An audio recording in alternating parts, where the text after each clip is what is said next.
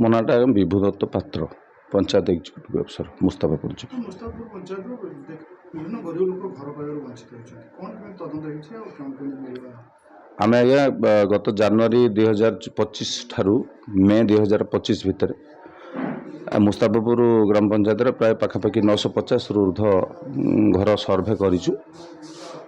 ତା ଭିତରେ ବି ଆମେ ଦେଖୁଛୁ ବହୁତ ଗରିବ ଲୋକ ଅଛନ୍ତି ଯେଉଁମାନେ ପୂର୍ବରୁ ଘର ପାଇନାହାନ୍ତି।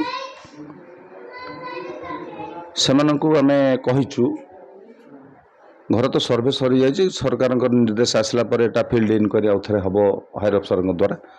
ହେଲା ପରେ ଯୋଗ୍ୟ ଲୋକଙ୍କୁ ନିଶ୍ଚିତ ଭାବରେ ପ୍ରାଧାନ୍ୟ ଦିଆଯିବ, କାରଣ ଏଟା ସରକାରଙ୍କର ହେଉଛି ଫ୍ଲାଗସିପ୍ ପ୍ରୋଗ୍ରାମ।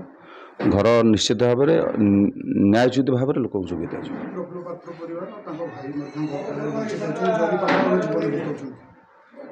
ଠିକ୍ ଅଛି, ଆମେ ଦେଖିବୁ ଯଦି ଅଗ୍ରାଧିକାର ଭିତରେ କିଛି ବ୍ୟବସ୍ଥା କରିହେବ ଆମେ ଗୋଷ୍ଠୀ ଉନ୍ନୟନ ଅଧିକାରୀ ଧାମନଗରଙ୍କ ଦୃଷ୍ଟିକୁ ଆଣିବୁ। ତାଙ୍କ ମାଧ୍ୟମରେ ଯଦି ଶୀଘ୍ର ଯୋଗାଇ ଦେବାର ବ୍ୟବସ୍ଥା କରିବା ଆମେ କରିଦେବୁ।